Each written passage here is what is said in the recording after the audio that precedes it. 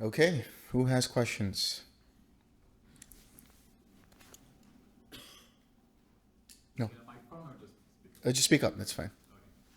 Um, First, I want to say how grateful I am to be here. This is such a lovely space and community practice, and it's just it's incredible. And being in your presence it draws me in. Presence. Thank you so much. Um, I want to better understand, as a practitioner, the importance of the topics that we discussed today. Mm-hmm. So a lot of them sound very conceptual, Yeah. right? Like when I practice, I don't think about my next rebirth. And I don't even care so much what type of dukkha comes up, right? It's either 6 hour or dispassion. So what would you want me, what is most important for me, or what would you want me to get from everything that we've discussed today? Yeah. So when it comes to the birth, I know it was way out there because we talked about so many different realms and the cosmology and everything. But what I want you to pick up, if you can, and when you read the books, is primarily looking at the psychological aspects of it. So, there are certain defilements or some certain levels of certain kinds of behaviors that are associated with these different realms. So when we talk about realms, yes, you can talk about it from the cosmology of it, but you can also talk about it in terms of it being in the mind. So just being aware of what is present and what is not present. Is there a jealous mind or is there a grateful mind? Is there an angry mind or is there a calm and collected mind? Is there a unforgiving mind or is there a compassionate mind? Being able to recognize those so that you can let go. Now, tomorrow I'll be talking about bhava, and that's a big one. And that's going to talk about three things actually. So, bhava is one aspect, and then we're going to talk about the formations, which are rooted in three unwholesome states and three wholesome states: greed, hatred, delusion, non greed, non hatred, non delusion. And then we're going to talk about consciousness with the different defilements that are possible and how to let go of them. So really what you want to pick up is how to maneuver these different defilements if they are present in the mind using the 6 R's and relaxing tightness and tension. That's the ultimate thing, really, is how, like all of this could be saved up into one statement: observe and 6R. That's it. So this is all just an elaboration. And for those who are interested in the cosmology, I'm giving that perspective as well. And with the dukkha aspect, it's also important to understand that just because anybody does understand dukkha, maybe there are some components which you still find pleasurable, which are ultimately dukkha. So I'm covering as much as possible the wide array of what is dukkha. I mean, I could say everything is dukkha, but what is everything?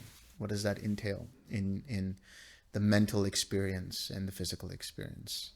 So from that perspective, you want to pick up, how does the mind identify with it if it does arise? How does the mind, does it take the dukkha as me, mine, and myself? That's ultimately it. And that's the repetition that I'm going to be talking about. How does the mind identify with any of these states? And if it does, how do you let go of them? That's the primary goal here. Yeah. Okay, piggybacking on what you said. Yeah. All you have to do is observe in 6R. But the practice that you gave us yesterday Mm-hmm. seemed like there was more direction to it than just observing what comes up. Yeah. So I'm a little bit confused, and this morning I tried to follow exactly but I could not go the steps of looking at each and analyzing each of the 5 aggregates. So please help. Yeah. So as I said, like this practice is more of a contemplation practice that I think people will naturally grow into. I just wanted to introduce it as a contemplation practice that could be used as a aside. But in terms of the actual practice, the way to do it would be to just don't bring up anything. Let it just come up. If you notice form, let go of form, and just understand it's impermanent, and dukkha and so on. If you notice feeling, whatever comes up. I gave a little structure to it because it's just a guided meditation, but whatever comes up first and foremost, that's fine. Even in the suttas, you'll see that he starts with form, then feeling, the perception, and so on, because it's just from the densest aspect all the way to the subtlest, which is consciousness. He does that same thing with the 4 foundations of mindfulness. There is an idea that we have to do that categorically, even though he does categorize it in those 4, but it's whatever comes up that you just observe and let go if there's any identification there. And the 5 aggregates, I chose the 5 aggregates because, they are the composite of basically the ways and means and experience of all of existence. So just continuously kind of letting go of any subtle identities around those is the way to do it.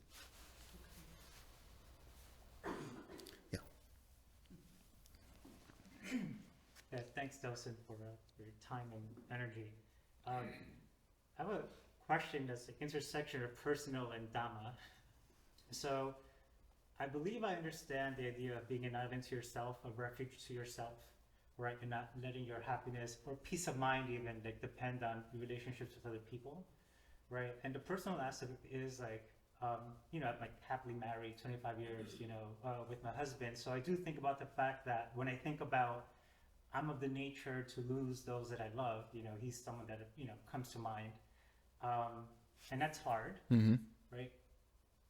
That's one part. The other part is, in Anguttara Nikaya 456, right? When this happily married couple asked the Buddha, what can we do to be, reborn together? And he kind of tells them what to do. So it almost feels like, go for the goal and, island to myself and never be reborn again, or do some kind of, I'm not a monk, I'm a lay follower, enjoy the pleasures of the world, whatever there is, and, go for that. Or, I know which is the higher one, but I don't know, I just feel torn. I guess because I'm attached to my husband, that's why, and my kids, so. Anyway, I just wanted to, any comments? I feel like the Dhamma is giving me 2 answers. Yeah, don't think too much.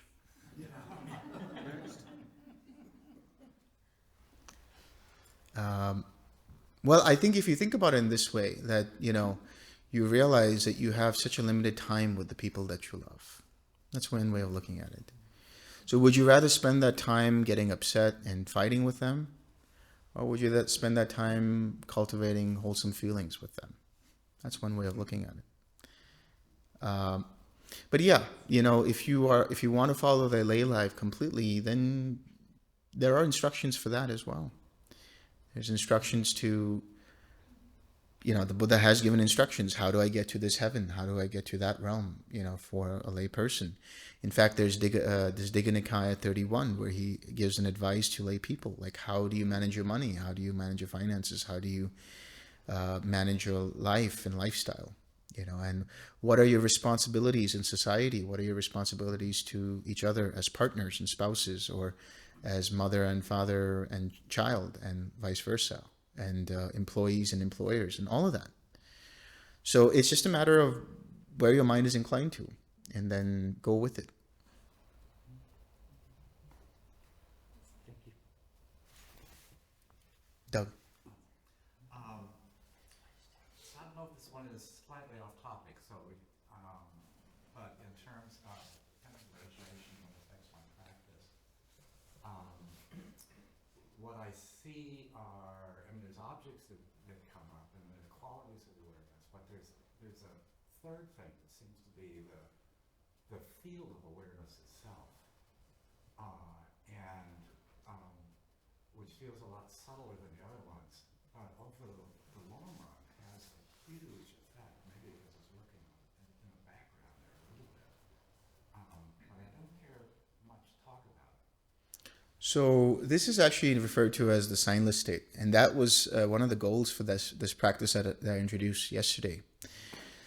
As I said, it doesn't have to be so structured as I did with the guided meditation. I structured it in such a way so that we didn't have to spend so much time and just get to the points. But you can use any framework, whether it is the one that I use, which is 147, or 143, or 6 sets of 6, or whatever. But all of that basically gets you to that field of awareness that you're talking about, which is the signless state. And there is mention of it in the suttas. I'll be talking about it later when I talk about nibbana and nirodha. And the signless state is basically, I've given this analogy before. It's you flash your light, you turn on your flashlight, you point it to the sky, and imagine there's nothing in there, in the sky and in space, and it's just this light of awareness that just continues but doesn't land on anything. It's also known as anidasanam vijnanam, and I call that non-manifestive or non-reflective awareness.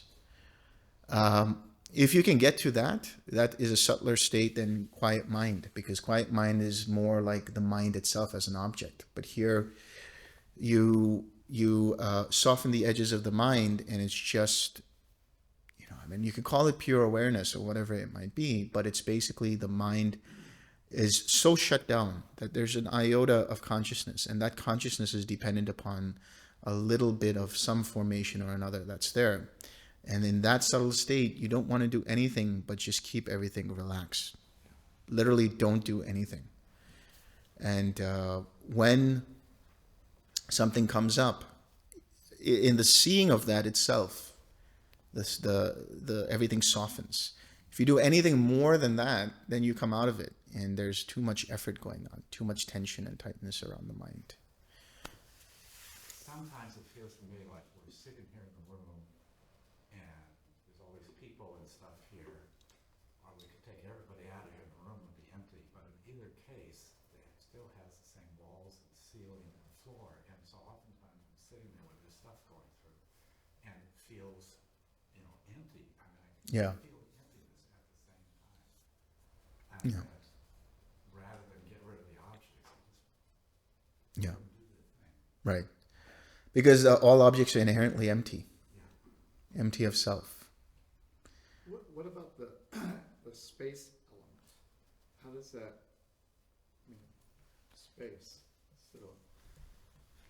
Yeah, you mean like we have the five or six elements, actually, if you think about space and consciousness. What is? So, within the body, internally, it's talking about the different spaces, like the space of the ears, the nostrils, other parts of the body, other parts where just a space between things. But the space element is also that experience, you could say, of infinite space or even nothingness. So when you go into infinite space, the mentality of that is the space element. It's basically the mind experiencing space element there. And then the consciousness element is the mind itself. And mind is made up of contact, feeling, perception, intention, and attention. So consciousness element is wider than the space element. If you think about it in terms of subtleties, so the densest is the earth element, and then after that water element, and then after that fire, and then after that air, and then space, and then consciousness.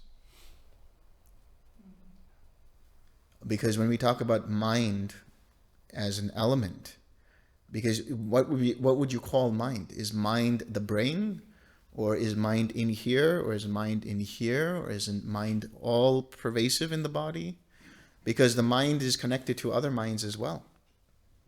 You send out loving kindness to other beings, they experience it.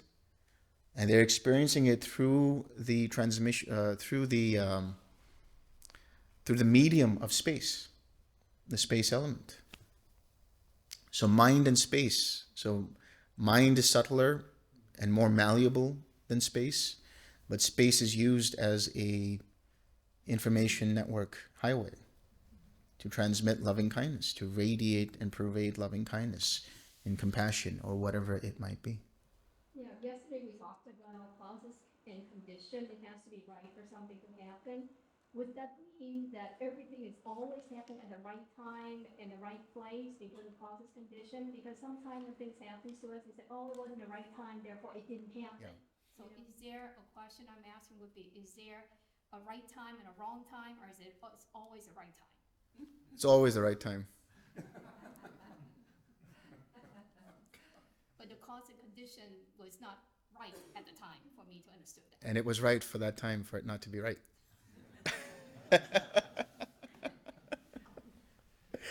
No, it's like this. Okay, so we're gonna get into some deep stuff now. What is time? You know, time is subjective. Time is, I mean, there is no time. There really is no time. So, when we talk about sitting for a certain amount of time and all of these things, that's just happening in our subjective awareness. That I sat for 30 minutes, or I sat for 3 hours, or whatever it might be. And, we say that we are 30 years old, or 60 years old, or 80 years old. And that's just because of the consensus agreement that this is the amount of time that's spent. Our time is different from the time that an ant feels time, or a deva feels time, or any other animal feels time. So the right time, when we talk about that, it's more like the causes and conditions were ripe for that. Remember yesterday when I read the sutta where the Buddha saw that the time is ripe, or the mind, I should say, is ripe for Rahula to experience arahatship. It wasn't that it was the right time, it was just that the causes and conditions were in place for that to happen.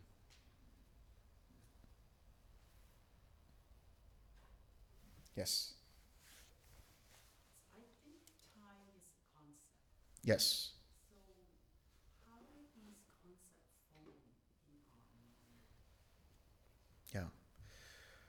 So time or any other concept is formed through our process of learning. As we grow up, we learn certain concepts. Now, you all will agree that this is the color white, right? Unless you're colorblind. Maybe even actually, if you are colorblind, you would still say it's white. But how do I know that you are experiencing the same white I'm experiencing? It's just a consensus agreement that this is the color white. But your experience of white might not be the same experience of me seeing white, but somehow we're just in agreement there.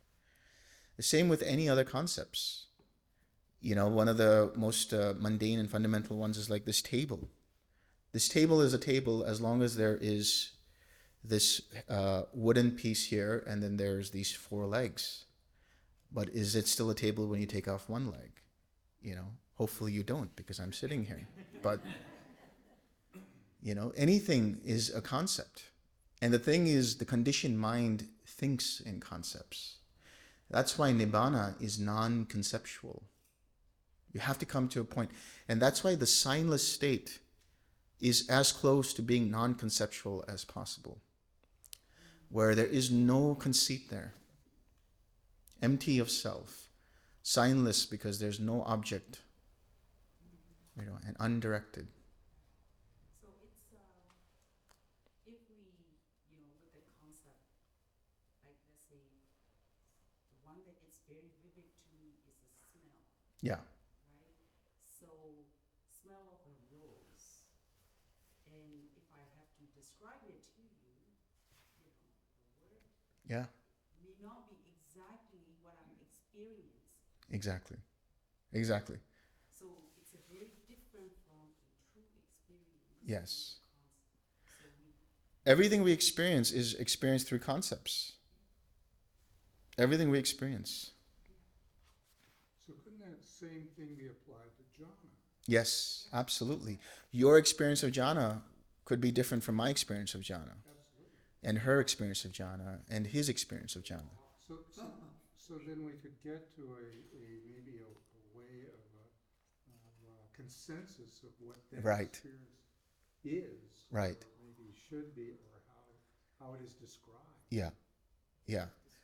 And so in the suttas, with the factors of the jhanas, which is just primarily the piti and sukha in the first jhana with the thinking and examining thought, we all know what that means, but our subjective experience of that can be different, Yes. And that's with anything, even the Dhamma itself. So we have to see that all concepts, even the concepts in the Dhamma, are really the raft. As long as it takes you from one shore to the far shore, as long as it takes you to Nibbana, right? And in that process, you let go of that concept. Don't mistake, right? You have the finger pointing to the moon. Don't mistake the finger for the moon. So it's the same thing. Yeah, I mean, using that example of the smell of the rose, it's the same thing as trying to describe Nibbana, which we'll try to do on the last day, by the way.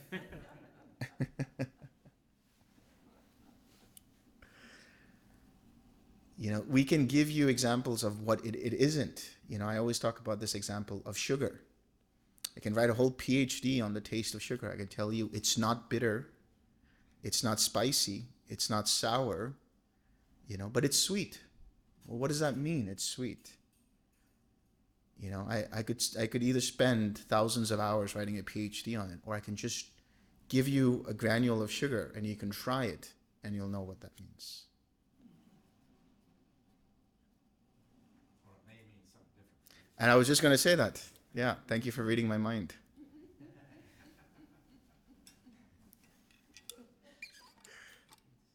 So with the jhana, so we say, letting go of this dharma piece. It's like the whole concept around the jhana itself, dissolve it, let it go, and just observe, just experience. Experience, that's it. Experience are coming up and go, and That's it. And yeah, so even dependent origination, whatever we're talking about here with regards to dependent origination, it's all concepts to allow you to continue to let go. That's it. And for some people, they require a little bit more for their mindset, more information. And some people, it's just they think in different concepts.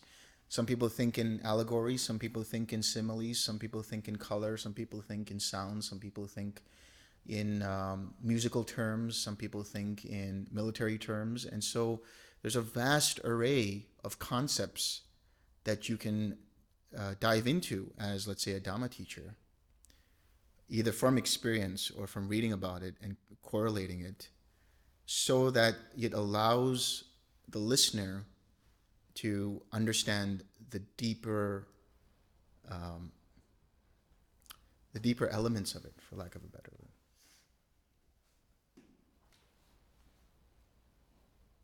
Yes, Jordan. Well, first of all, it was a wonderful ride through the guided practice last night, and starting from a very basic level, very well understood, using various objects of meditation and correlating. I think as I saw it through the Brahma Viharas and jhanas both, and kind of landing with language that was really new to me hearing, but not to my experience, and that is when you said, now don't do anything. And then you used another word, you said just rest there. And that was, these are really simple words, but they were really profound because, they gave a concept to an experience that, we probably all had in some ways or another. It was really great with this crowd because, we're all, we're all experienced and practiced at this, and so it was a wonderful ride. But I'm just wondering, is there a kind of a kind of an alignment that you might recommend I look at to move from one state to another? Because typically I'm not in a retreat mode. I'm in a let's get her done mode. Yeah. And then, okay, I've got an hour and a half. And so, I kind of start like you do, but sometimes I'm not sure about fumbling around to introducing another object of meditation, or letting go of objects altogether, and just, you know, so it's sort of like, okay, you know, once I can get to equanimity, I feel like I'm kind of like, you know, okay, I'm kind of on the right road, but is there a sort of an axiom that you kind of can refer to say, you know, it's sort of, these are, if this is, if this is such and such, then it's a good time to let go, Hmm. go in this direction, or Hmm. move more away from directing loving kindness to resting in equanimity. I mean, you know, can you offer a little more language around how you built that guided practice? Okay, so my intention with the guided practice was to basically introduce you guys to understanding how everything is impermanent. So taking you through, you know, the loving kindness, taking you through radiating in all directions, in each direction and in all directions, was a means to allow the mind to get collected, to get some level of collectedness, but at the same time, some level of equanimity and expansion. So that you don't start off the contemplation with a mind that is tight. Because as soon as you start the contemplation with a mind that is tight, you might misperceive what's going on with the form, the feeling, the perception, the formations, and the consciousness. And that tightness and tension can cause the mind to get into a state where that sense of self rings alarm bells, and it's like, no, I can't look at this. This is too much for me. But if you relax and keep the mind expansive, and then you turn your mind towards that, because you have that foundation of equanimity, that was my intention, to bring some foundation of equanimity there. So you can look at things as they are without being affected by them, without your sense of self being like, no, I don't want to look there. And then once you start to look at it, then you develop a further level of equanimity. So what I'm also telling you is some of the parameters to look for when you do the meditation on your own is you start to notice that there's a deeper level of equanimity, there's a deeper level of disenchantment, and the mind gets into the signless. So the mind just drops everything as an object and just rests in that clarity. And that's let's say the last endpoint of this particular practice, where the next step is just over the edge into cessation. Nirodha. So you're saying, like, there's nothing to do at a certain point, but just to let go or relax. Yeah. Or whatever. It's like Yeah. letting the letting it unwind. Yeah. Letting it get unwind. Here's another way of looking at it. Whether it's this contemplation practice or whether it's the Brahmavihara practice, all of these are engaging that part of the mind that feels like it has to do something. That's all. But then when you get to a point where the mind that feels like it has to do something is relaxed, then you don't do anything. So the contemplation of the five aggregates is more for that. So I'm saying you don't need to analyze very deeply into it either. You don't need to investigate to a point where you're trying to get some insight. You're just engaging that part of the mind that feels like it has something to do.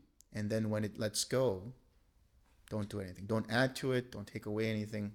Just let it be. So that's the pivot. That's the pivot. And this course shall be known as the pivot.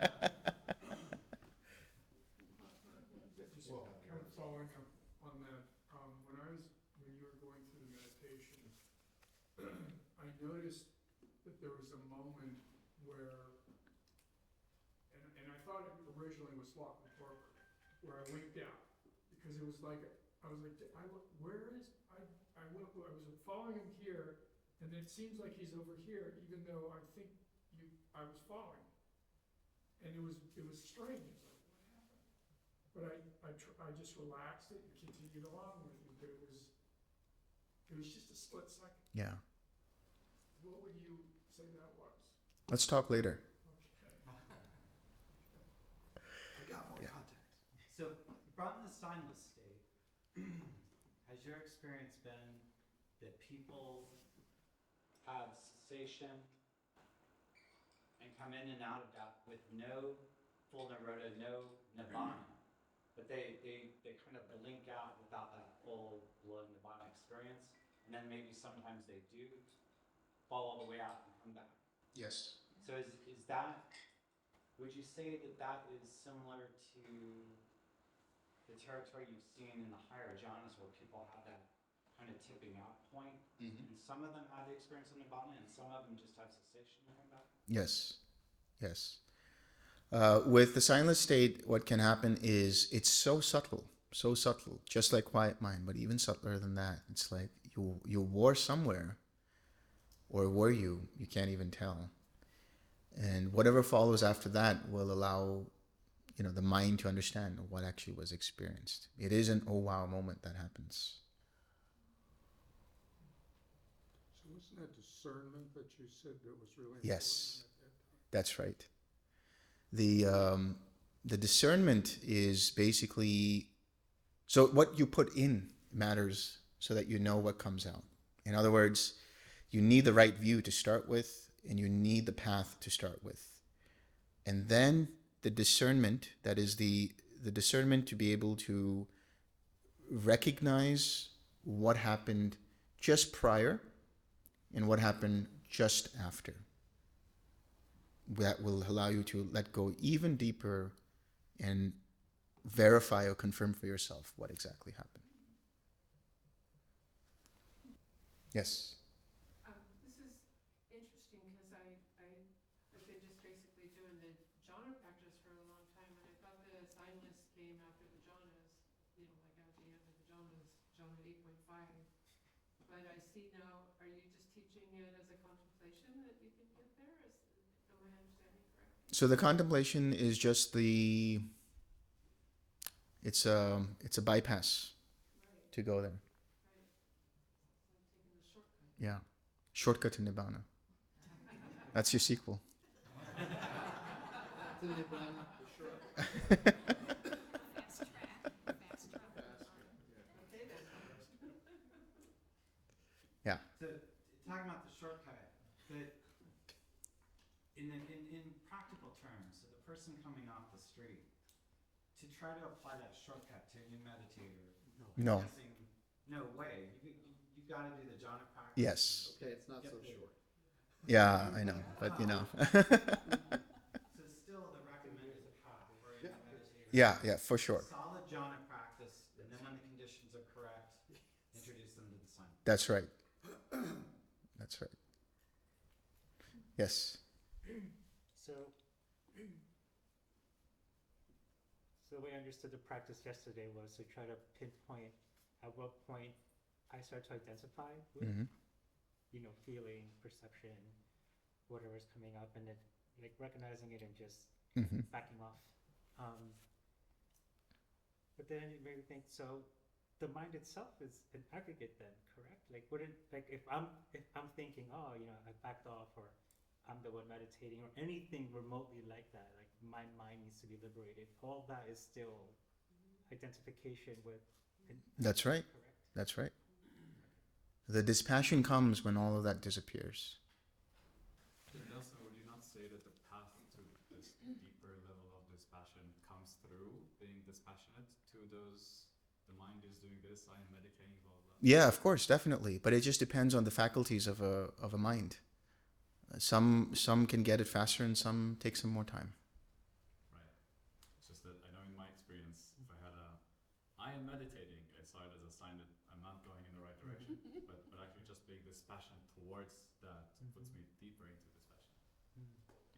Yeah, that's a good point, actually. Who is dispassionate? Yeah, that's the other level. That's the whole other level. Who is dispassionate? Then he can't answer that. Yes. Is five aggregates the same as Namarupa, or? Yes. Yes. But then if you look at the dependent originations, consciousness comes before Namarupa. That's right.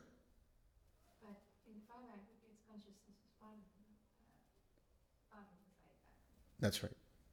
So is it separate or together? I'm sorry? So are the five aggregates, so Namarupa is not five aggregates then? They are. Okay, I'm confused now. Well, I guess we have a consciousness link, Namarupa link, but there's consciousness here again. Yeah. It's, So what is the nama rupa? So the rupa is form.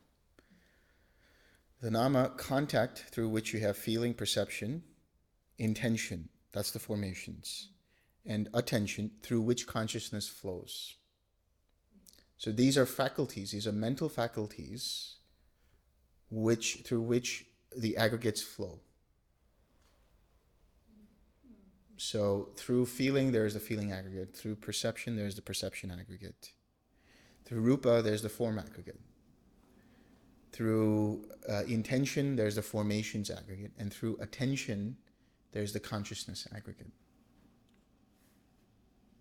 If you want to be a little bit more confused, why is it then that there's contact after sixth sense base, but it's also there in nama? Yeah. Because the contact there is a process, an active process that happens. In the faculty of mentality, it is a field or an instrument for contact to happen. So just as you are able to see through your eyes, hear through your ears, contact as a process can arise because of the instrument of contact that's present at nama, at mentality. The process of feeling can arise because of the instrument of feeling at mentality. Likewise with perception, intention, and attention.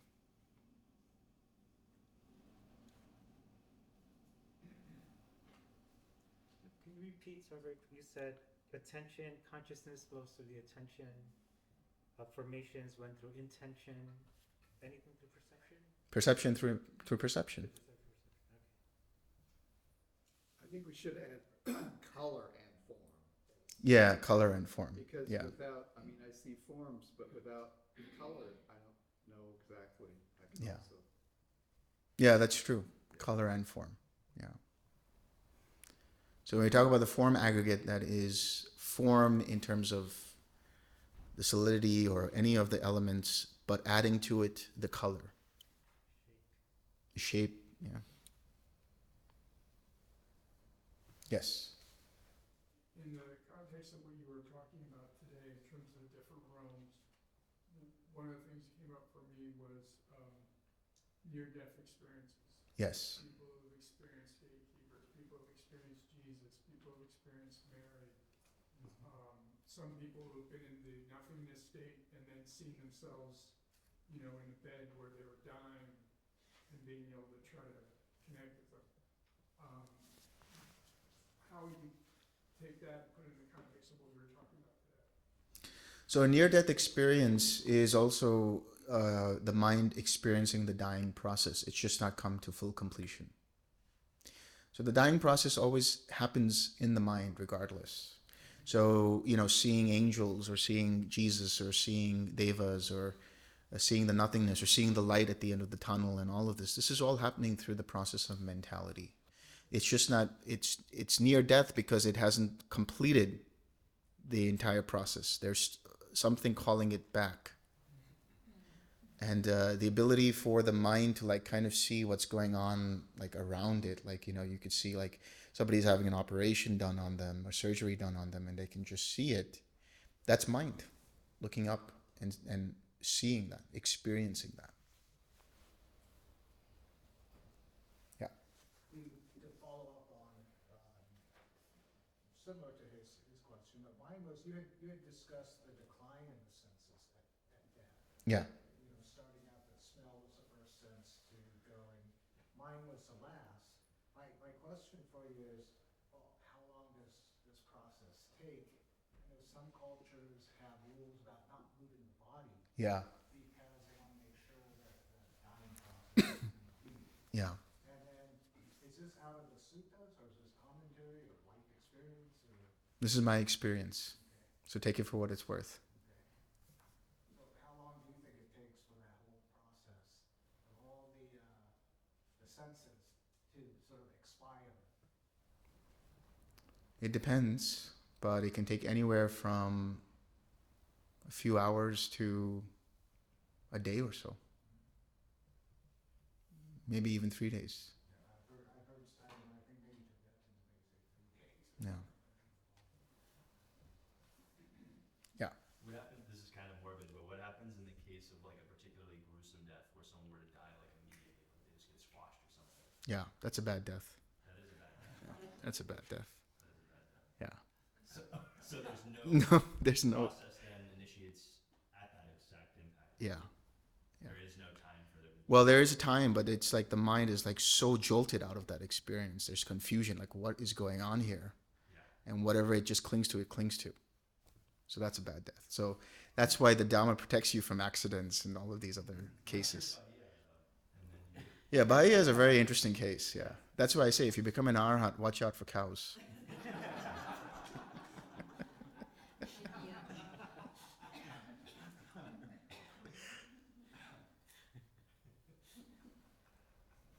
Yeah. Dying experience quite similar to cessation experience. Yes. Exactly. You caught it. That's why maybe, yes.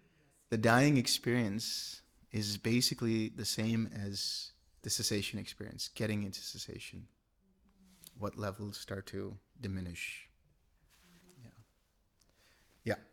Another death type question. So I had seen a YouTube video by Bhikkhu Bodhi, and he had made a comment that based on his review of the suttas, he was actually open to the idea of a bardo state. And you know, as a Theravada monk, I thought that was Yeah. I thought that was interesting.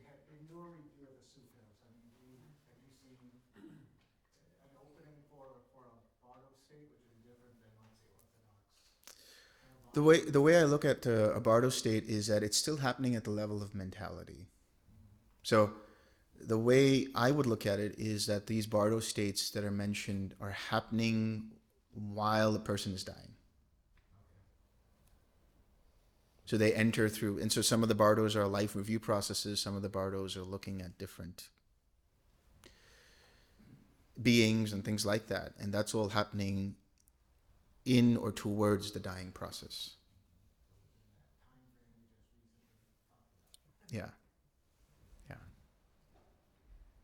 Yes. So you mentioned during the Sutta reading that there is a way we can offer merit to Mm-hmm. the divine transfer from one to the next. Now, isn't that at any time? Is this like you said? There's a special time that you know. Yeah, but it can be any time. It can. Yeah. Do they have to be in certain realms, or is it just Under certain? in certain realms that they can? No, to anyone. Yeah. Doesn't matter. Yeah. Because there's another, I think in one of the other discourses of Buddha where the guy, there's a story where somebody's father passed away and Buddha says he will go wherever he is. Yeah. Be there, if he's done bad karma, he's going to be in that place of good karma. Yeah. But then your story, your reading mentioned that there is a way we can still give merit to our Yeah. ancestors. Yeah. So this primarily works for hungry ghosts, but you can think about sharing the merit as a form of sharing merit as we do now. In the sense that when you send out loving kindness, people feel it, people experience it.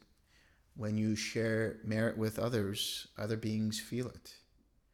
So what's happening is you're allowing the possibility of a pleasant mental experience to happen for that being so that they can experience an uplifted state. And so from that uplifted state, formations arise that allow it to go upward. Yeah.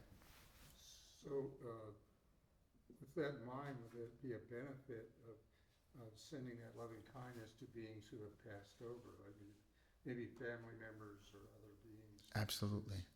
Yeah. Sharing that. Yeah. Definitely. Definitely. There's a benefit to doing that, for sure. Would it shorten their karma if you share merit to them, or it doesn't shorten their karma? If they were like in hell or a ghost or whatever level to your relatives? Well, that just depends on the causes and conditions that are present there. The reason is because if you're sharing merit with somebody who's in a hell realm, it's like you can look at karma again. I'm oversimplifying this, but you can look at karma as being in a queue. And so when one particular karma is exhausted, whatever's in the next in the queue will come up. But that isn't always the case either. It can happen that because of the nature of that merit or the intensity of that merit, that it can just skip the line ahead and help that person go into a higher realm. Yeah. I have a question, and this may be overreach, but we talked about being reborn in lower realms just a little bit today, and can people, do you know or believe or think that those beings can reach back into the human world and, I'll just say, to haunt, but somehow influence a human's life in a way that, you know, I read about angry ancestors. Yeah. You know, made you trip and fall, and, you know, the haunted house thing and stuff like that. And I mean, but I'm really talking about overt acts of harm here. Yeah. Is that a thing, or is this whole line of questioning absurd? No, I don't think it's absurd, but I think I would say that, you know, I can say in my experience and the way I look at it is there's only so much that such a being could do, you know, but not to the extent of really viciously harming somebody in the human realm. Now, if you have loving kindness, there's nothing that can affect you. I mean, those beings, when they come in your field of loving kindness, they're like, oh, they get transformed, you know? So the influence of the loving kindness and the metta and karuna is so pervasive that it is a it's a karmic deterrent. karmic deterrent. So it's a protection. It's a protection. I can attest to it, and people who have come with me in India can attest to it too. Like when I was traveling with some people here, there could have been a lot of things that could have gone wrong.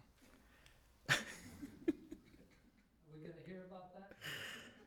Well, there was one where, you know, we had to get to our hotel, and we were in a bus, and we were driving on the wrong side of the road, on full-on traffic. And the reason why was because our guide said, it's okay, it's fine. We're just going, we're taking a detour. You know, this is a shortcut. And so he changed the lane, and there was trucks and buses and cattle and rickshaws and cars, all just an onslaught coming towards us. And the bus driver was able to deftly maneuver through all of that. And there are other times where, you know, things could have gone pretty wrong. I mean, in another trip, we missed a flight, but that was okay because we had more time to do other things. And and we were in a car or set of cars where we had something similar to that. But when you have a field of metta protecting the bus or a field of metta protecting the car, nothing happens to it. Even onslaught of traffic. So just last follow-up. Yeah. So I tend to, when I'm flying, I radiate loving kindness to the pilots. Yes. Good job. And actually, I try to just meditate. Yeah. But it seems like I'm actually like part of the crew. Yeah. It feels like, we're all working together. Yeah, exactly. When we land, it's a perfect landing. It's really fun to do. Yeah. And it's really engaging, and it's super purposeful. Yeah. I just sort of wonder the practicality of it. Oh, absolutely. I've talked about it where I go to the airport and the TSA smiles at me. It's a very rare thing. So yeah, your loving kindness can have a deep effect on people around you, or even a very subtle effect.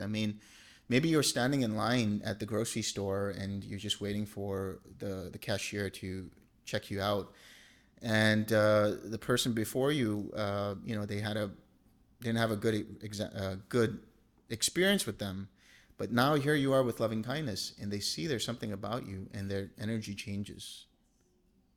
So you see these little subtle things going on. It was really funny because we missed our flight in Bodh Gaya. The lady was smiling, wasn't she? She was just like, yeah, you missed your flight. Yeah. You're never getting on that plane. Yeah, that's right. That's right. Well, I think all of us experience that all the time. Yeah. I just think everybody else is denser than us. No. Yeah. Yeah. If this is off topic, just let me know. But when you were reading from the suttas during the birth section, there was a part there about people would have bad rebirths if they taught against karma and rebirth, or something, taught against karma, something like that. And it sounded jarring because I just realized, oh my goodness, like we're in a Catholic place and they don't believe in karma. If anything, they would be. No, I don't think they don't. I don't think they don't believe in karma. They do. Of course they do. No. If you do good deeds, will you not go to heaven?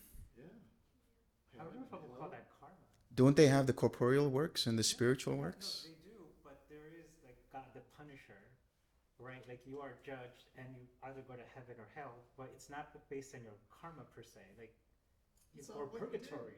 No, we're calling it karma, right? But we're calling it karma, but at the end of the day, there is someone that judges you.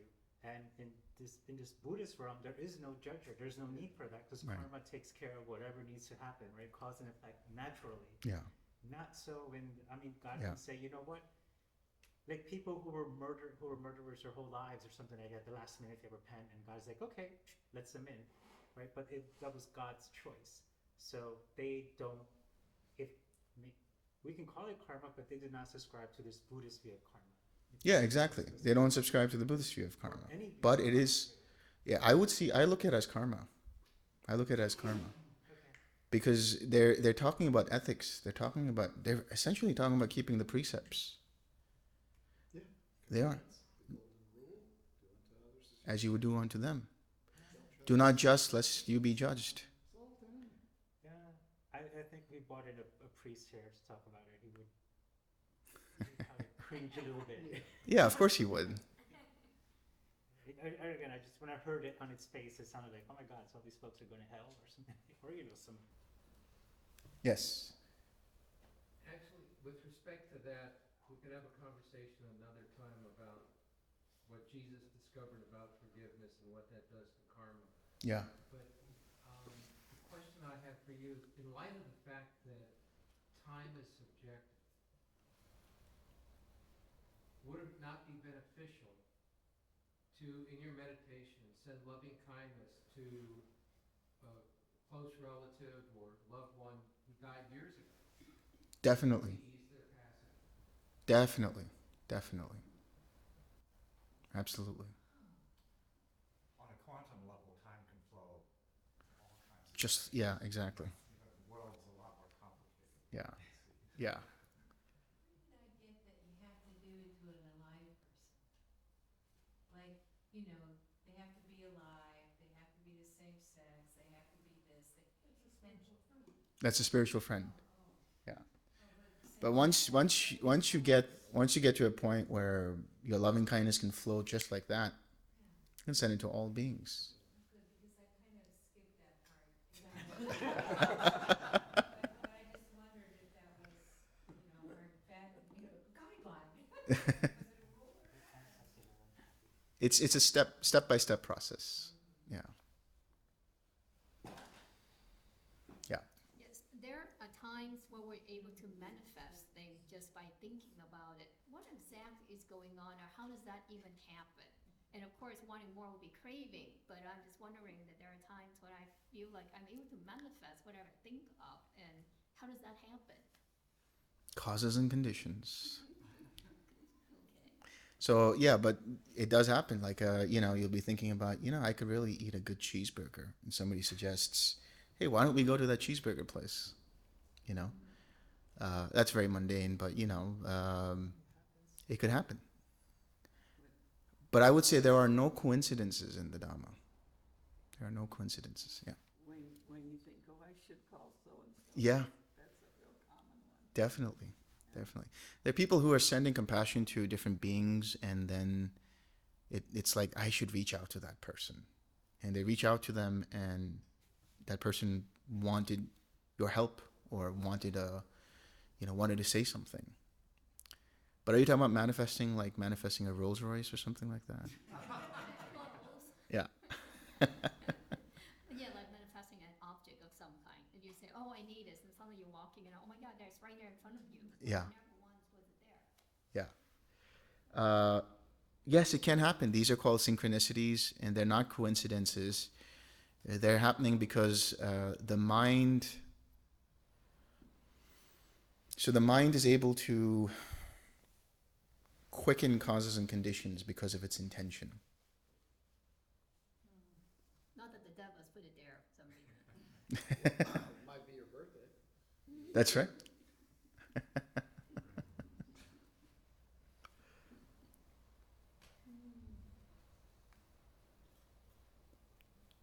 Yeah.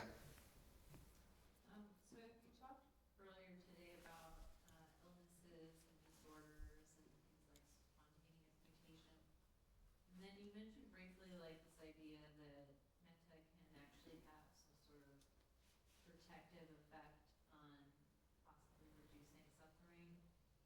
Do you think like metta practice for unborn children might like actually reduce manifestation of things like developmental disabilities or spontaneous mutation? And if not, like, do you think that other karmic acts, like thoughts or things like that, could like enhance the manifestation of those things? Yes. Yes. And the reason I say that is because think about it in terms of the experience of loving kindness will allow, for example, the mother's mind to be uplifted. And that could probably have a direct effect on the unborn child. So that certain genes are present or active and certain genes are dormant or remain dormant. And the same for the other side, the flip side of that. If you start to have certain kinds of thoughts that are not beneficial, certain kinds of thoughts that are unwholesome, I would say that has a direct effect on the physiology, not only of the mother, but also of the unborn child. But I'm confused because you just said that what causes an effect, everything just happens. So does it matter if I'm going to do it or don't do it? It's going to happen either way. Or, you know what I'm saying? So I guess one of my confusion is that, is it predetermined? We just said that there's no free will. And so if I'm going to do it, that means I'm trying to manipulate something and hoping for a good result. And if I don't do it, it's gonna happen, whether I'm gonna do it or not, don't do it. No. It's not predetermined. That's the thing. It's not predetermined. She said there's no free will, and that's not true. Right. The intention, right? The intention. There's always intention there. An intention. So a loving and kind intention definitely has an effect on. But we talked about causes and effect. Right. So when we said that, the right time always happens, whatever causes and effect is. So if my karma was meant that I was supposed to be developed, have a born. No. See, that's the thing. The karma is not predeterministic. So here's a really nice analogy that was used by, I think it was Upandita or Usilananda, but regardless, whoever it was, you think about karma as a set of different kinds of seeds. And you plant the seeds. Let's say you have an apple seed, an orange seed, and a watermelon seed. And each, by the nature of that seed, it will grow at a certain rate. Now, if you didn't put enough water, you didn't add enough nutrients in the soil, or it wasn't getting enough sun, then that seed might grow slower or germinate slower, and it would grow slower, or it won't grow at all. So karma is not predeterministic in that sense. If causes and conditions are available for it to grow, it will grow. If they are not, then it won't grow. Yeah. Spoke a lot about impermanence today in the dukkha session and the way that it's linked to dukkha. But then at the end, you mentioned that in the mind of the arhat, this, well, clearly he still enjoys impermanence, but there's no dukkha, there's no clinging. And so I'm wondering about the fascination, I don't know if Theravada or Sutrayana, with impermanence, and particularly the way that it then goes into the decay and dissolution of things. You know that when you spoke about it, like all the diseases and mental disorders and all the myriad of ways that we can be harmed, and then of course about the eventual death and the summation of the body, it triggers the resistances in me and helps them along. Yeah. It frees them. Yeah. But then I wonder how come we don't do the balanced opposite view of things as beautiful, as complete, as growing in complexity, as developing, as right the beautiful, the enjoyable aspect of life. I know that for me earlier in my path, if you said, oh, life is beautiful, I'd be like, oh no, dukkha. Yeah. So it would have the opposite effect. So I'm curious about the very negative decay, like grimness of this whole I told you it was going to be pessimistic today. It's your fault. That's right. But yeah, I know what you're talking about. But please continue. Oh, that's Yeah. I want to have that reflection from you. Yeah, so the way to look at that is there's nothing inherently wrong with enjoying life and seeing the beauty of life, appreciating art, being in nature. Indeed, I mean, you think about why the Buddha chose to be out in the forest, because it was so beautiful and it was so serene and quiet. You go to, for example, I was telling you about Jeta's Grove, going there and seeing it and being there, the energy is completely different. It's amazing. So, yes, you can. And I think you could think about it in this way, that majority of the suttas are primarily geared towards the monastics. And the whole point for the monastics is to, really, frankly, to let go of any attachment to anything beautiful, ultimately. Why? Because they see that as a way of experiencing a deeper clarity of mind that is not dependent upon beauty outside. Isn't that just more aversion to things that are still naturally part of the world? In a sense, it's like overbalancing to pushing away rather than eradicating. I'm sorry? Rather than uprooting attachment, Yeah. right, through 6R, through right effort or through dispassion, ultimately, it's like instead of grasping, you're going into the aversion side. And so I understand the notion of this being geared towards monastics and renunciates, but we're not renunciates. That's right. We're in the world. So, Yeah. so I'm curious about still going through this very grim, dark dissolution, corpses in the river. Yeah. Teachings. Yeah. It'll get better. This is not a complaint. No, no. No, I know.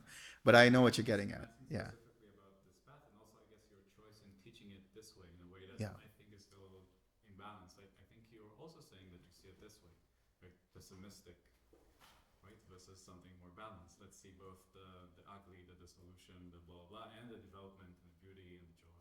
Yeah. But there is beauty and joy in the path, and that's in the jhanas. Right. Why You're- are we limiting ourselves to the jhanas? Well, Try it out. first of all, the beauty's in the eye of the beholder. Mm. And is the so, dukkha. hmm? So is the dukkha. Dukkha? Yeah, I suppose it could be. One person's dukkha is another person's sukha. But I understand what you're saying, that, you know, there is a lot of beauty in the world. Absolutely. Absolutely. There's a lot of beauty in the world. There's a lot of things that, but here's the thing. It's easier to be attached to that. It's easier to be attached to that. That's essentially what it is. If you could enjoy the world without being attached to it and just enjoy it for the sake of it being there, that's the ideal. But the nature of the mind so far as such is that it wants more of it, or it fears losing it. So what we want to let go of is that more than anything else. And there's also a wholesome craving. Yeah, that is to say the chanda, the inclination to the wholesome. Yeah. Yeah. One of my favorite stories about this some years ago, I don't even remember where it came from, but they were talking about there was a student who had experienced a death in the family or something like that, and was grieving, and came to his teacher and about his sorrow, et cetera, and the teacher took this glass goblet and held it up and said, you know, this is beautiful, and the light and everything just flows right through it, and it's lovely. But for me, I know it's broken. It's just a matter of time, you know, and for you, you may put it, you know, up in a cupboard and lock it away and try to protect it so it becomes a source of fear. But for me, I know that it's already broken, and so I just enjoy it as much as I can because I know it's limited. And to me, that's kind of the essence of where, origination and this stuff. It's not looking at the reality of death because it's pessimistic or optimistic, but it's just realistic. And so, what do we want to do? We mope around, or enjoy it while it's here, and then. That's exactly what I want to hear. Yeah, and so then when somebody dies, the glass gets broken, and you say, oh, that's it. But then the key there is, can you enjoy it while you can? Yes. That's the thing. Can you enjoy it while you can? But before you get to the enjoyment, you have to go through the training of death, the horrible, the nasty stuff, to let go of your aversion and let that go. Then you can really truly enjoy without grasping and wanting it to last forever. But we can't, I guess one might argue, like, we can't even enjoy what's beautiful without grasping onto it. So part of this, at least the way I see it, part of this training is, let's look at, age and sickness and death and suffering, all this like bad pessimistic stuff, and when you can deal with that, right, and work on the aversion and clinging and craving, then you can truly enjoy what comes afterwards, because there will be no clinging and craving with Right. whatever you enjoy. In that case, you could fully enjoy it in that moment, whatever arises. So that's exactly what I wanted to hear. Mm-hmm. Earlier today, we were saying the indication was everything is impermanent and decaying, so don't even get close. Hmm. Just don't go there. What's the point? Hmm. Right? And so it pins or makes it like it's a bad idea to nourish a child, to build something beautiful in the world, to help people in their goals, even non-dharmic ones. Right? Yeah. So the way to look at that is if you truly let go of craving by understanding the impermanence of an object, then you will just enjoy it for what it is. That's the thing. You'll be able to enjoy it as it is without adding to it, without trying to think about what will happen in the future, and so on and so forth.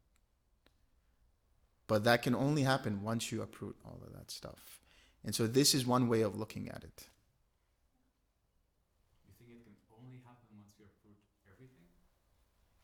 Well, as long as you uproot craving, you can still enjoy something without wanting more of it. And there are all kinds of gradations. It doesn't, you don't have to go to absolutes. Yeah. I also love a lot of the very early text. There's the Udana, the clinging. In the early text, the word they use is pia, which means to hold dear. And so what the Buddha was saying is that the things we hold dear will cause us to suffer. Yeah. Which is really, I mean, if you think of your kids or something like that, I mean, clearly it causes suffering. But does that mean we're pushing away? No, it's like to really savor. You can't whittle with kids. They make you suffer when they're alive. They make you suffer if they die. You just can't win. Teens. George, so that's something that I got really wrapped up about. I know exactly where you're coming from. And somewhere along the way, I don't know if it's a sutta or it might have been something that you talked about once, Doug, but there was this analogy of a bunch of kids on a beach, and they were very blissfully building sandcastles. And the parents said, hey, you know that's going away. And they're like, yeah, but that's okay. I'm building the sandcastle, and look how awesome this is. And a wave would come in, and the wave would take it away, and they were okay with it. Yeah. And when I heard that, I was like, oh, it's not all grim and death, and right? And then my perspective shifted, and there you go. That story is actually in the text that comes from the Buddha. Okay. He used that as an example. Was that in one of your books? Is that? Yeah, it's in the it's in one of them somewhere. Yeah.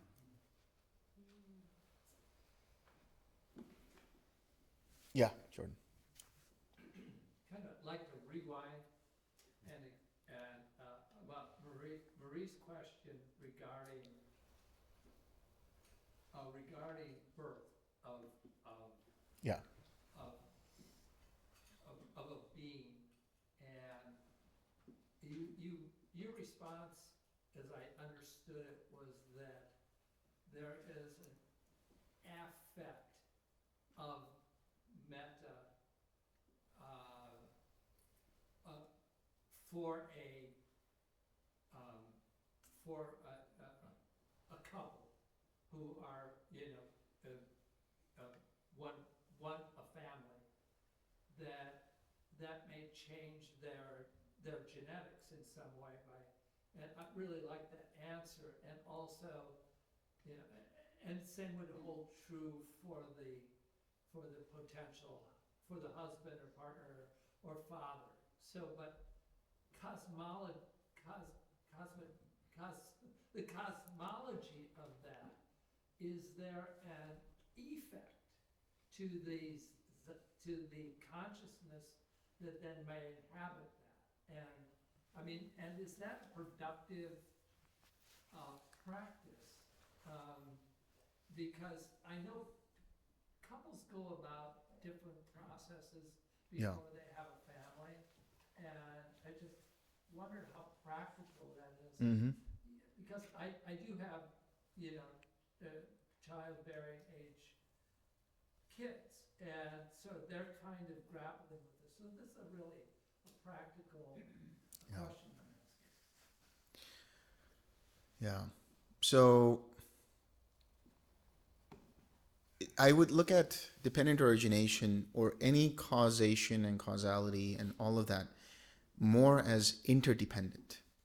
Just like mind, body, and consciousness are interdependent, So you could say for each of the links, and you could apply that on a micro level, and you can apply that on many different various layers and levels.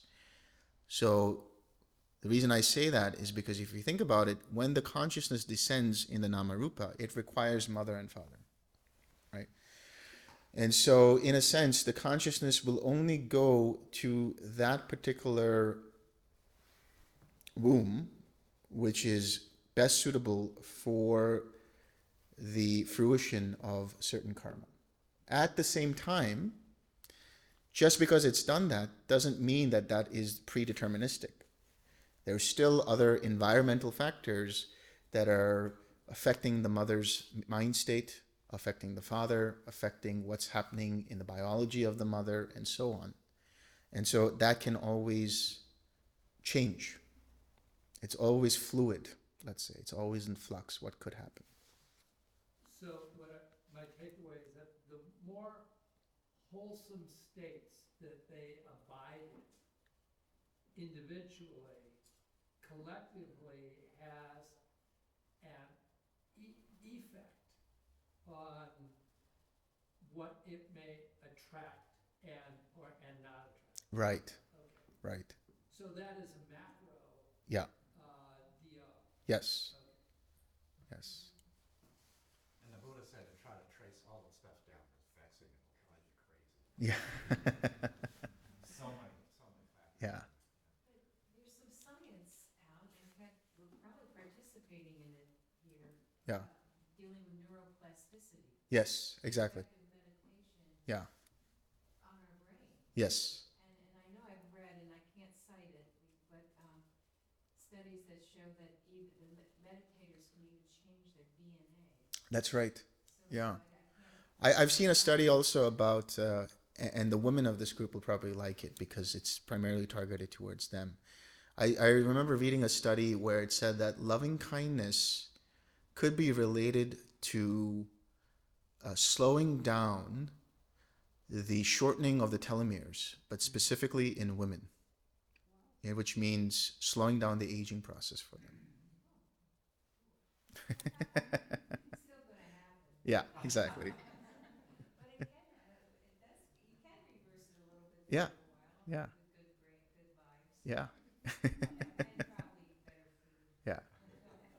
But neuroplasticity, right? That's a big thing, and that is definitely Dhamma, which shows that our environment and our choices, everything that's happening has a direct effect on our mentality, and that keeps changing all the time. Yes. Okay, so talking about some of these concepts of karma, everything that you're saying sort of really aligns with what Westerners believe in terms of materialism. Like stress chemicals affect biochemistry, et cetera, et cetera. But you mentioned something earlier that was really kind of outside of that paradigm when someone asked the question about giving loving kindness to an ancestor who had passed away. And I just was wondering if you could comment on that a bit more, and also in terms of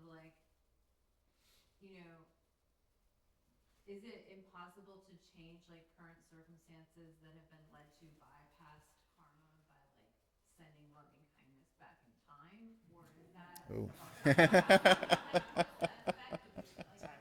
that? Is that just because it affects your body and your attitudes and your mind, which has been affected by that ancestor, and through material causes, but also through psychological causes, or is there something else going on? Is there an explanation that it is outside of materialism? Is basically what I'm asking for. Yes, there is. I mean, so what I'm talking about when I say when we radiate metta, when we're sending out metta to all beings, if there are those who are sensitive enough, they can actually feel that metta. Somehow are able to feel it in their mind and in their hearts. And how do you explain that outside of materialism? I mean, it's something beyond just the material. And that's the mentality part of it. That I'm calling it mentality for lack of a better word, but it's just this field of metta that you send out that's running out through the field of space And all beings who are in space are able to experience that, or at least if they're receptive to it. You can also have a choice of somebody is sending you metta, right? And you can say, no, I don't accept it. I don't want it. You could resist that if you wanted to. Now, in terms of time travel metta, we could try it. But the idea in terms of ancestors and things like that, what we're saying is they've already moved on, wherever it is, and they're no longer the same people that they were as ancestors. They are now other beings.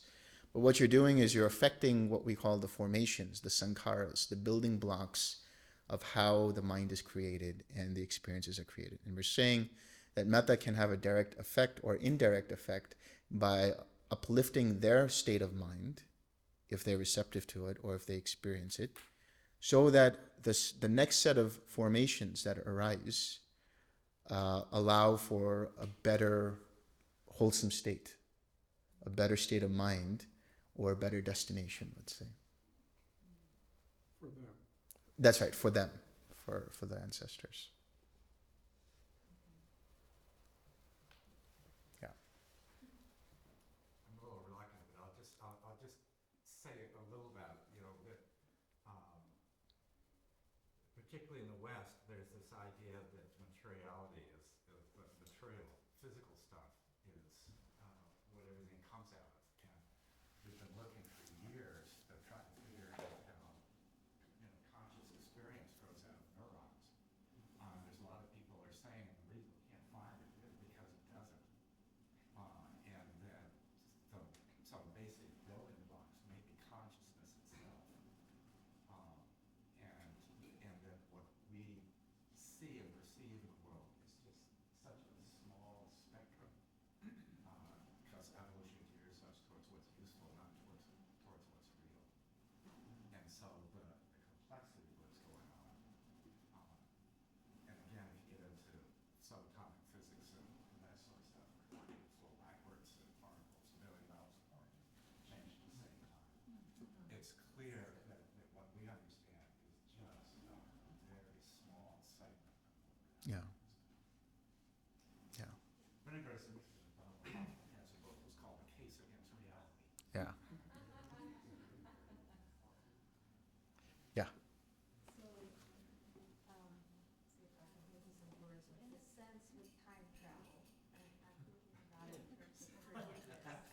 Forgiveness practice, I think, is a type of time travel. It's Yeah. kind of like, it's never too late. Let's say you have an opportunity to do something good Yeah. for somebody, and you don't do it. That moment is, and you have another opportunity, Yeah. you don't do it, like giving to a homeless person. Yeah. And the regret that comes into mind, so maybe you go back to your next day. Yeah. To find that. So that's one opportunity, but even if you miss that, I feel like it's still not too late. You can still forgive yourself, and it can have powerful implications in your mind. Yeah. Going back and forgiving whatever's happened, and in a sense, that feels like time travel because Yeah. you really do change. You change your whole perspective. On Exactly. something else. Exactly. That's why I say never underestimate the power of forgiveness. Because it can have such a profound effect on so many things. You could look back on those same things that have been haunting you with regret and remorse or whatever. And as you forgive it and you let it go and you accept it and it's okay, you can go back to that same thing and it doesn't have that same effect on you anymore. Absolutely. Yeah. I just want to add to that. But I don't feel like it's just, it affects the person who's practicing, at least in my experience. Like it does affect my mind and the way I perceived it. And there's this relief letting go. But then when I've come across that person, the way they react to me Mhm. is completely different. So, and then a relationship was changed. So I do feel like it's two different things happening. Right. It's bidirectional. It's not just you, but it's also the person that you're forgiving, or vice versa. Yeah.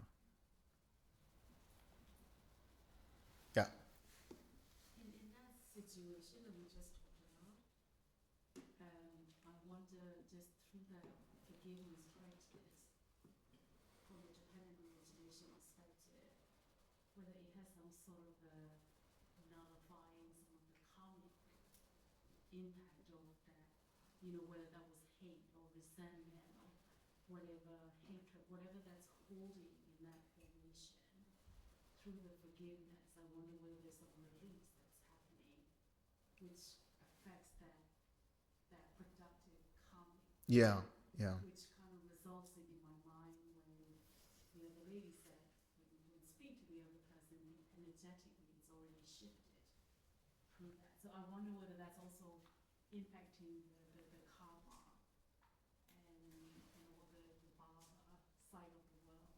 Definitely. I mean, just a shift in your perspective, just a shift in your thought, it completely changes how dependent origination can flow in that moment. You forgive the person for whatever it is that they did because they didn't understand in that moment. You forgive yourself. That's shifting your own, so to speak, flow of dependent origination. Now, there's no clinging there to that. There's no identification there to that. So that is definitely having a direct effect on it. So metta, compassion, joy, equanimity, forgiveness, these are all karmic deterrents. They allow you to mitigate how the karma is experienced.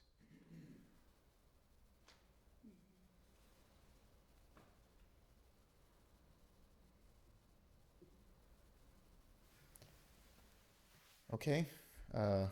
When are we supposed to finish, Jordan? It's your call. Oh, okay. Long day for you. 8:30? Okay. Yeah. All right. Let's share some merit. May suffering ones be suffering free, and the fear-struck fearless be. May the grieving shed all grief, and may all beings find relief.